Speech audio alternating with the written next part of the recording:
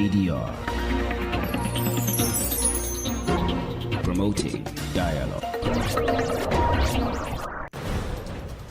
It's 6 p.m. in Dakar and Banjul. Good evening and welcome to Newslink and West Africa, the Macrash Radio, broadcasting on 94.9 FM and around the world on WADR.org. First, our major stories.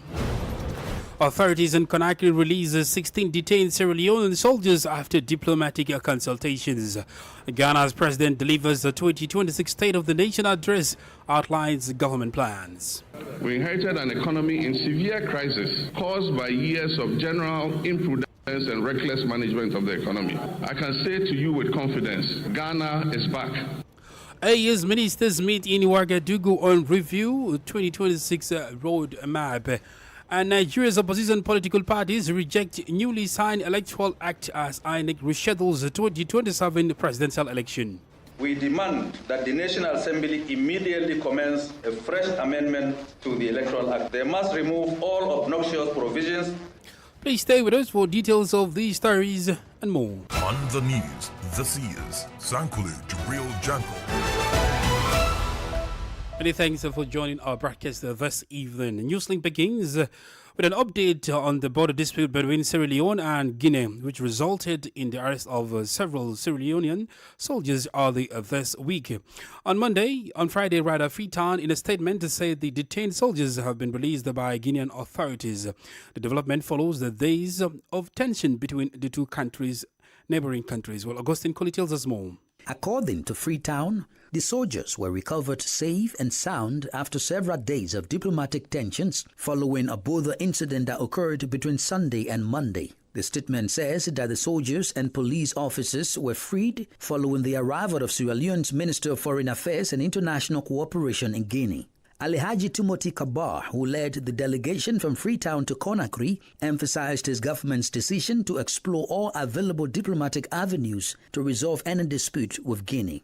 It should be recalled that authorities in Conakry on February 25 announced the arrest of 16 Sierra Leonean soldiers who had entered Guinean territory 1.4 kilometers from the border into the Farana prefecture without authorization. Guinea maintained that they had set up camp and raised their flag, leading to the seizure of their equipment and the opening of an investigation.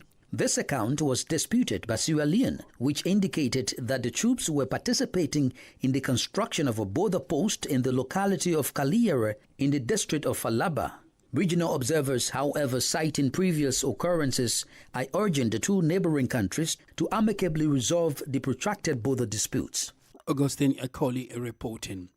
In Togo, a military tribunal today handed down its verdict in the murder case of Colonel Bitala Majoba, a former commander of the 1st Rapid Intervention Battalion. The key suspect, an army colonel, along with his dismissal from the armed forces, had his initial prison sentence extended by the appeal court. The case has shaken the Togolese armed forces and sparked widespread public debate since news of his death first broke. Let's join Christopher Atichu for the details. After 2 weeks of intense hearing marked by tougher questioning, emotional testimony and forceful argument, the military court has handed down harsher sentences on appeal. Former Chief of General Staff of the Togolese Armed Forces, Felix Abalo Kadanga, has seen his prison term increase from 20 to 30 years. Along with dismissal from his military rank, the trial has caused the dramatic fall of a once senior security official. Other defendants, Colonel Ale Kojo and Commander Bowe Palakiem, were each sentenced to 20 years in prison. Meanwhile, Lieutenant Colonel Agbogu Komla Senam was cleared of all charges. The case stems from the death of Colonel Bitala Majoba, who was found shot in his office, with forensic reports concluding he was killed by a bullet to the neck from his own service weapon. With this tougher ruling, the military court has signaled a firm stance in a case that has had major repercussions within the Togolese armed forces and across the country. A report by WDR's Lome correspondent Sylvie Wadr, presented by Christopher Aticho. In neighboring Ghana, President John Mahama has delivered his 2026 State of the Nation address to Parliament today. The address outlines the current state of the country assesses progress made so far and sets out the government's key policy priorities for the year ahead. President Mahama spoke on major sectors, including the fight against corruption, the economy, health, education, agriculture and infrastructure, as well as Ghana's foreign relations and international commitments. The State of the Nation address is a constitutional obligation under Article 67 of Ghana's 1992 Constitution, which requires the President to deliver a message to Parliament on the state of the country. Here is an excerpt from President Mahama's address. We inherited an economy in severe crisis, burdened by unsustainable debt, high inflation, a rapidly depreciating currency, and an escalating cost of living crisis that had left our citizens reeling from unimaginable hardship caused by years of general imprudence and reckless management of the economy. I was clear from the outset that recovery would not come easily, but I was also clear that I'll stop at nothing to turn this situation around and bring relief to Ghanaians. Mr. Speaker, I told this August House then, when I appeared before you last year, that would have to take tough, prudent and necessary decisions to restore stability and credibility. Today, Mr. Speaker, I can say to you with confidence, Ghana is back. Ghana is working again, and Ghana is open for business. The fundamentals are improving, and the path to sustained acceleration is very clear to everyone. As a responsible government, our first order of business was to halt the economic hemorrhage and restore order to our public finances. We tightened expenditure and commitment controls.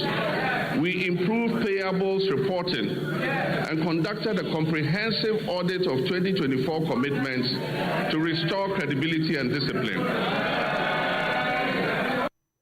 Ghanaian President John Mahama presenting his 2026 State of the Nation address. More stories coming up on West Africa Democracy Radio. Newslink continues.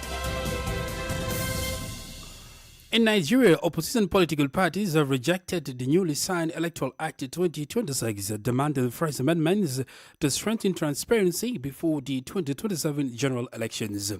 The parties say the Electoral Act recently signed into law does not sufficiently guarantee real-time electronic transmission of election results, a provision they insist is critical to credible polls. WDR's Abuja correspondent Yechinu Saseti reports. Addressing journalists in Abuja, the national chairman of the New Nigeria People's Party, Ajiji Ahmed, said the version assented to by the president failed to reflect key transparency safeguards earlier pushed during legislative deliberations. This 10th Assembly acted solely in their narrow and selfish interests. The National Assembly rejected the opportunity to deepen and strengthen our democratic process when it was presented to them by the people. They rejected the chance to act as true patriots when history beckoned. The chairman maintained that without a clearly defined and mandatory real-time transmission framework, the law leaves room for manipulation and weakens public trust in the electoral process. He called on the National Assembly to urgently revisit the legislation and restore what he described as essential democratic protections. We demand that the National Assembly immediately commence a fresh amendment to the Electoral Act. They must remove all obnoxious provisions and ensure that the Act reflects only the will and aspirations of Nigerians for free, fair, transparent, credible electoral process in the country. The opposition parties say they will continue consultations and explore constitutional means to press for amendments, arguing that electoral credibility must remain central as the country prepares for the 2027 elections. For WADR, Yechinu Sasitu in Abuja.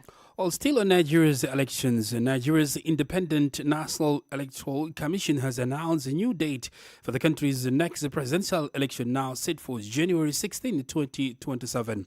The poll was initially scheduled for February 20, 2027, but electoral authorities confirmed the adjustment on Thursday, February 26, 2026. The last presidential election held in 2023 brought President Bola Ahmed Tinubu to office. The Gambia's National Assembly has unveiled an extensive legislative agenda ahead of the first ordinary session of the 2026 legislative year, signaling what it describes has a strong commitment to transparency and reform. For the first time, lawmakers formally briefed the media before the session, outlining key priority bills ranging from national security reforms to climate change, investment and regulatory modernization.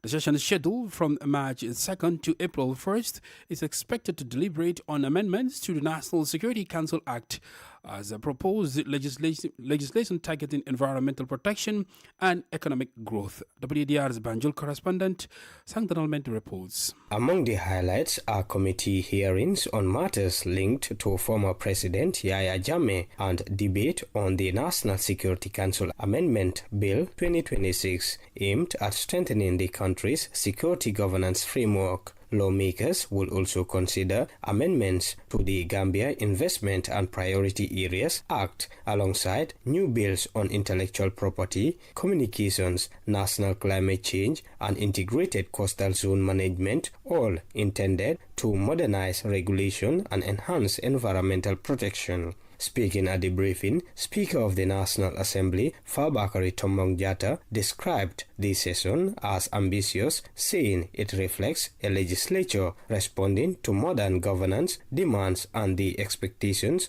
of Gambians. Be rest assured that this National Assembly will remain as the sanctuary of our democracy. We are committed to conducting this session with the professionalism and transparency that our citizens deserve. Clerk of the National Assembly, Khalifa M.M. Bai, also addressed the media. We have made sure that we have done a very good sensitization within the whips. Now, each group has a whip. You have the majority chief whip, you have the minority chief whip. And it is the responsibility of those whips to make sure that their members attend session. So now, our responsibility as of the clerk is to help those whips to execute their functions effectively. The event, organized with support from the Assembly's procedural department, forms part of what officials call an open parliament approach designed to strengthen engagement with the media and the public. Meanwhile, this marks the first time the Assembly has formally briefed journalists ahead of a legislative session, a move observers say could deepen accountability and democratic participation in the Gambia. For Newslink on West Africa Democracy Radio, I am Sangdana Mendy, reporting from Banjul. Ministers responsible for security, diplomacy and development within the Alliance of Sahel States, AES, have been meeting in conclave since Thursday in Ouagadougou. The heads of the three pillars of the bloc are examining a proposed roadmap for the Confederation. Nadi Tete reports. Ministers in charge of defense within the AES space are holding talks in the Burkinabe capital as part of preparations marking the organization's second anniversary. General Salifou Modi, Niger's Minister of Defense, says the meeting is a key preparatory phase for the executives of the three member states. It is our responsibility to preserve and strengthen this momentum in the face of destabilization attempts by certain states seeking to slow our progress. The gathering is expected to produce an implementation roadmap for the Alliance of Sahel States for 2026, incorporating major gains, including the affirmation of sovereignty. General Sadio Kamara, Mali's Minister of Defense, also addressed participants. Burkina Faso once again demonstrates that the AES Confederation represents unity, solidarity, and complementarity. It is advancing concrete actions and initiatives to implement the vision set by the College of Heads of State. According to the president of the Burkina Faso AES Commission, Basolma Bazier, the bloc's first year represented a period of adjustment, while the second year should focus on consolidation. Without being timid, unstructured, without becoming bureaucratic, the Confederation must reinforce the pooling of defense capabilities, improve coordination of security mechanisms, align diplomatic positions, and integrate economic policies. Sovereignty cannot be divided, it must be strengthened. A report from our Ouagadougou correspondent Martin Keba, voiced by Nadidi Tete. You're listening to Newslink on West Africa Democracy Radio, 94.9 FM Dakar online at wadr.org. Here's a reminder of our top stories.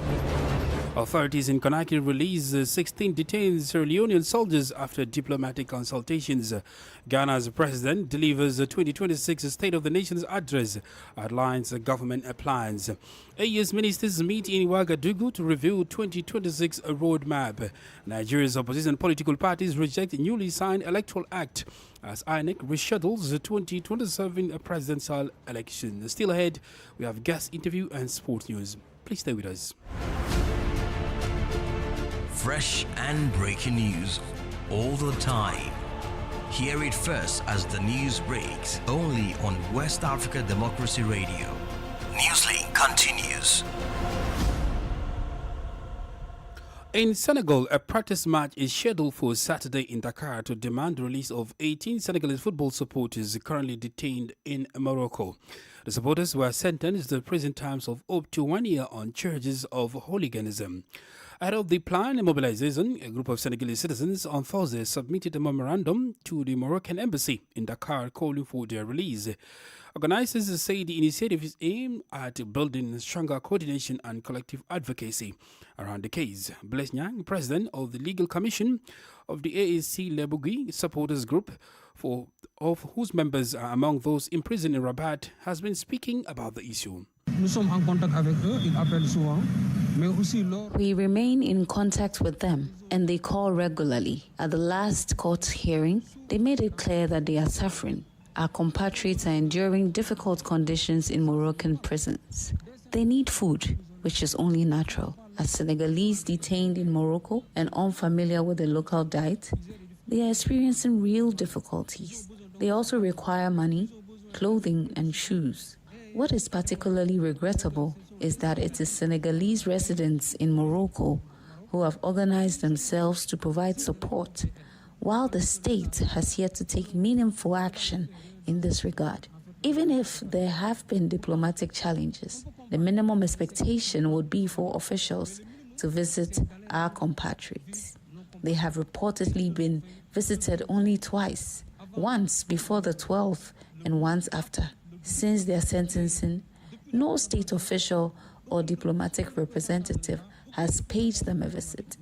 We are therefore making a strong appeal to all Senegalese to come out in large numbers for the march on Saturday, the 28th. Assister à la marche du samedi 28. Blaise Nyang is one of the organizers of tomorrow's practice. Burkina Faso and the United States have announced a new 5-year health cooperation agreement. The Memorandum of Understanding, worth $147 million, is designed to help the country strengthen primary health care systems, improve disease surveillance, and community-level medical access. The $147 million health fund will also support efforts to fight HIV and AIDS, malaria, and other illnesses in Burkina Faso.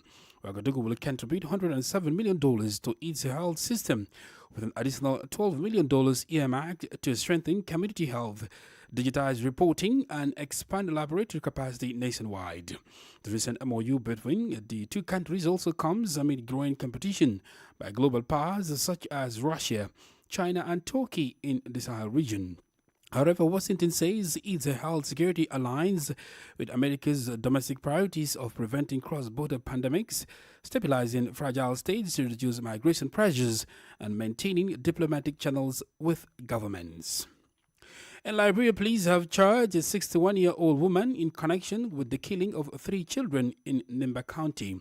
The suspect, identified as Mary Jia, is currently in custody and has been forwarded to court as investigations continue into the circumstances surrounding the deaths. WDI's Monrovia correspondent Abraham Packer reports. The Liberia National Police say Mary Jia was arrested in Mela Town, Nima County, after she admitted to causing the deaths of her 3 grandchildren. According to County Police Commander Menden Lamin, preliminary investigations revealed that the accused claimed her son-in-law's persistent accusations of witchcraft drove her to commit the act while the children's mother was away from home for a short period. Mary admitted to the commission of the crime that indeed she was the one who slaughtered these 3 children. First, she started using razor blade. When the razor blade was not working, she took knife and then she slaughtered them. Authorities say the suspect has cooperated with investigators and has since been formally charged and arraigned to face prosecution under Liberian law. The mother of the deceased children visibly described discovering the incident upon her return from a nearby town. When I returned the next morning, I met my brother sitting outside, and when I entered the room, my son was on the ground. I later took him, but his neck was cut. When I turned right, I saw my 2 other children lying on the ground, and that's how my 3 children were killed. The tragic deaths have left the community in shock, with residents calling for justice and urging authorities to ensure a thorough legal process. It has also ignited a debate about the intersection of superstition, mental health, and the safety of vulnerable children within the community. For Newslink on WADR, Abraham Parker, Monrovia. Politics, analyses on major news, social matters, and all. This is A Guest. I'm not brave. Well, in our guest interview segment focuses on Nigeria, where opposition political parties have rejected the newly signed Electoral Act 2026. They are demanding fresh amendments to strengthen transparency before the 2027 general elections. The opposition parties say the Electoral Act recently signed into law does not sufficiently guarantee real-time electronic transmission of election results, a provision they insist is critical to credible polls. But how feasible is it for National Assembly to begin a fresh amendment process soon after passing the law? Well, our guest is Professor Wang Patrick, a Nigerian political science lecturer who shares insights on this matter. Their action is in line with the precedent of Nigeria election. Let me take you back a little. In 2019, the then INEC chairman refused to even view the portal, and he said that the Nigeria electoral body does not have a portal. 2019. In 2023, the same man said that there was a glitch for just the presidential election. 2027 is coming. Now there's a proviso provided for manual and documentation of electoral result from the polling unit should using the form EC8A. So what does that mean? Of course, automatically there will be no network. Even if there is network, in the area of strength of the APC, definitely there will be no network. Just this morning, Adamawa State Governor Umaru Fintiri had just defected to the APC. Now, what does that mean? Of course, that make APC to have 31 states out of the 36 plus the FCT, 37. Now, which means that in those 31 states being controlled or ruled by APC now, there will be no network. It happened in presidential election 2023, where there was a glitch on just the presidential result transmission. How feasible is it for the National Assembly to begin a fresh amendment process so soon after passing the law? Is that really feasible? The National Assembly of Nigeria, they are very swift when it comes to matter of their interests. Nigeria changed its national anthem under 2 days in Nigeria, so they can reconvene and use the same speed that they used in changing the national anthem of Nigeria to change the Electoral Act. So they have the time, except they don't want to do it. They have the time. They can convey in the morning, in the noon, and in the night. They can do it. Timing is not a challenge. What impact could this dispute over the Electoral Act have on Nigeria's democratic stability and the credibility of future elections? The impact is stability, because stabilizing the Electoral Act is also an impact. So there's no negative impact at all. We are not it will not have any negative impact. It's just for them to remove the proviso provided. That is just it. There is no any impact. But Nigeria democracy is stable. The military are not looking at the direction of the polity at all, because the military are so faithful to the government. So the impact will build it rather.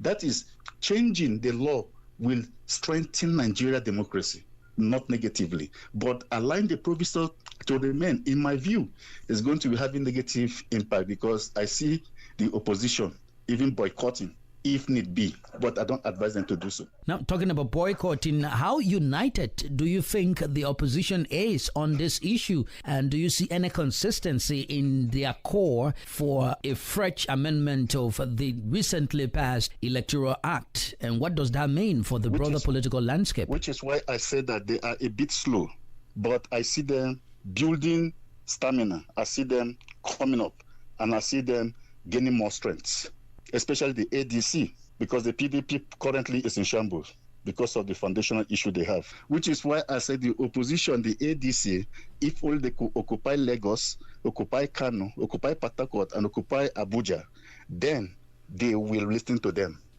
But you know, the docility in polity, some people feel that it's none of their business, so they may relax. But if the opposition build more momentum, you know, the APC came in 2012, 2013, 2014, 2015 due to protests. APC are very good in protests. So, but the opposition currently lack such momentum that the APC used in 2012. That was Professor Ruang Patrick, Nigerian political science lecturer. In sports, Nigeria Super Falcons have intensified preparations. The iconic tired Omnisports Ahmed Ahijo as they gear up for the crucial pre-WAFCON international friendlies against the indomitable Lionesses of Cameroon. The friendlies are from part of Nigeria's build-up to the upcoming Women's Africa Cup of Nations WAFCON as the coaching crew seek to fine-tune strategies, assess player fitness levels, and solidify team chemistry. And in basketball, Cote d'Ivoire kick over the 2027 Basketball World Cup qualifiers with a victory over Senegal 90-80. Senegal got off to a poor start with turnovers and clumsiness in the first quarter, which was dominated by Cote d'Ivoire 14-28.